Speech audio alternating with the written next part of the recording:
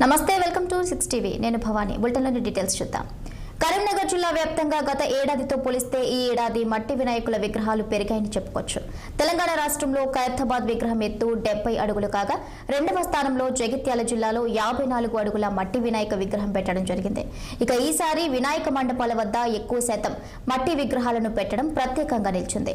Plaster of Paris తో తయారు చేసిన వినాయక విగ్రహాల ద్వారా నీటి కాలుష్యం, వాతావరణ కాలుష్యం జరుగుతుందన్న కారణాలతో ప్రజల ఆరోగ్య దృష్ట్యా ఈసారి మట్టి విగ్రహాల సంఖ్య పెరిగిందని చెప్పుకోవచ్చు. మట్టి గణపతులు ప్రత్యేకత గురించి మరిన్ని వివరాల కోసం మహిళా భక్తులతో మా ప్రతినిధి ప్రవీణ్ ఫేస్ టు ఫేస్.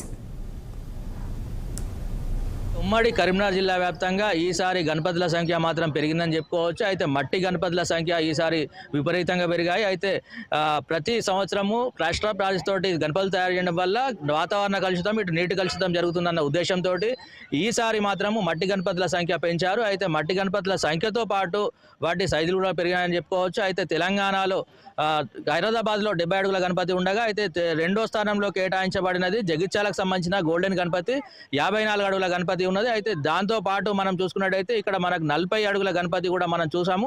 అయితే మనతో పాటు కొందరు మహిళలు ఉన్నారు. అయితే మట్టి గణపతి తయారు చేయడం వల్ల ఉపయోగాలు ఏంటి, అయితే మట్టి గణపతి ఎందువల్ల తయారు చేశారు అనేది మనం తెలుసుకునే ప్రయత్నం చేద్దాం. చెప్పండి మేడం.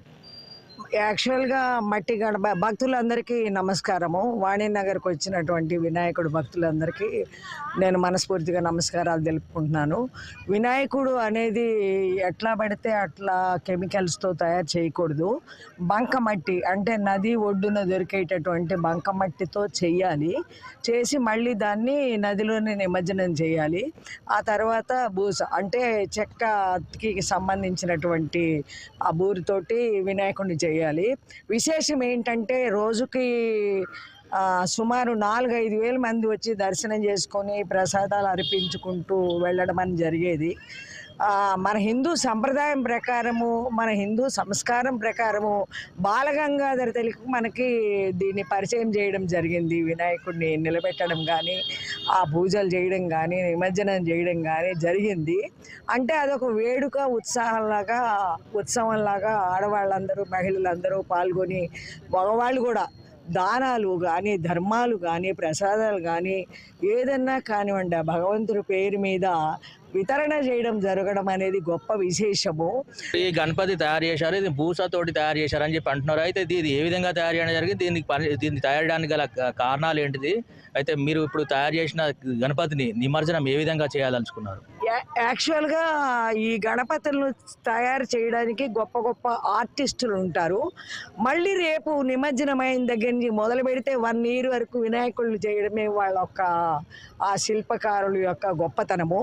అది నీళ్ళల్లో కలపడం వల్ల ఏమవుతుందంటే వాటర్లో మెల్ట్ అయిపోతుంది. కెమికల్స్ మెల్ట్ కావు, ఇంకా మనకి హాని కలుగుతుంది అనమాట. వాతావరణం అంతా కాలుష్యం జరుగుతుంది. మట్టి వినాయకుడు, ఈ భూస వినాయకుడు ఈ 2 మాత్రమే వాటర్లో కరిగిపోయి మనకి హామ్ కలగకుండా, కాలుష్యం మనకి చేరకుండా ఉంటుంది. ఒక రకంగా ప్రకృతిని మనము రక్షించినట్టు, ఆరాధించినట్టు. చెప్పండి మేడం, మీరు ఏ విధంగా ఈ పండుగ సెలబ్రేషన్ చేసుకుంటున్నారు? ఈ ధర్మశాల ప్రాంగణంలో వెలిసిన ఈ 40 అడుగుల గణపతి ఇక్కడ రాజరాజేశ్వర స్వామి టెంపుల్ 130 సంవత్సరాల చరిత్ర గలది. భక్తులు కోరుకున్న కోరికలు నెరవేరే కొంగు బంగారం లాగా ఇక్కడి భగవంతుడు ప్రసిద్ధి చెందిండు. ఈ ప్రాంగణంలో వెలిసిన 40 సంవత్సరాల సందర్భంగా 40 అడుగుల గణపతిని ప్రతిష్ఠించడం జరిగింది. ఈ 40 అడుగుల గణపతిని కూడా ఎకో ఫ్రెండ్లీ గణపతిగా చెక్క పొట్టుతో తయారు చేయడం జరిగింది. ఇట్లా తయారు చేసిన త్రిశూల్ యూత్ వాళ్ళకి అభినందనలు తెలుపుతున్నాను. ఇప్పుడు మనం రోజు చూసుకున్నట్టయితే వేల సంఖ్యలో భక్తులు వస్తున్నట్టు తెలుస్తున్నది. ప్రత్యేక పూజలు కూడా చేస్తున్నారు. అయితే ఏ విధంగా నిర్వహిస్తున్నారు, అయితే వచ్చిన వారికి ఎలాంటి జాగ్రత్తలు తీసుకుంటున్నారు, ఏదైనా ఏర్పాట్లు ఏమైనా చేశారా? అన్ని చక్కటి ఏర్పాట్లు చేసినట్టుగా త్రిశూల్ యూత్ వాళ్ళు అభినందించే రకంగానే చేస్తున్నారు. డైలీ ఇక్కడ ప్రసాదాలు కానీ, టిఫిన్స్ కానీ, అన్నదానాలు కానీ అన్నీ అరేంజ్ చేసుకుంటున్నారు. అయితే ప్రత్యేకంగా మనం చూసుకున్నట్టయితే జగిత్యాల జిల్లాలో మాత్రము తెలంగాణ వ్యాప్తంగా చూసుకున్నట్టయితే ఖైరతాబాద్లో 70 అడుగుల గణపతి కాగా అయితే జగిత్యాలలో రెండో స్థానంగా 40 అడుగుల గణపతి ఇక్కడ మనం చూసాము. అయితే ఇక్కడే గోల్డెన్ గణపతి అని చెప్పేసి మట్టితో తయారు చేసినటువంటి 52 ఇంచుల 52 అడుగుల గణపతి కూడా మనతో పాటు ఇక్కడ ఉన్నది. అయితే మనం చూసుకున్నట్టయితే ఇక్కడ మహిళలు మాత్రం పెద్ద ఎత్తున వచ్చి సంబరాలు అయితే జరుపుకుంటున్నారు, ప్రత్యేక పూజలు నిర్వహిస్తున్నారు. అయితే మట్టితో చేయడం వల్ల కెమికల్స్ కలవకుండా అయితే ఇక్కడ న్యాచురల్ కలర్స్తో మాత్రమే ఈ బూసతో తయారు చేసిన గణపతి చేయడం వల్ల నీటికి ఎలాంటి కలుషితమైన వాతావరణం కలగదు. అయితే చెరువులకు కూడా కలుషితమైన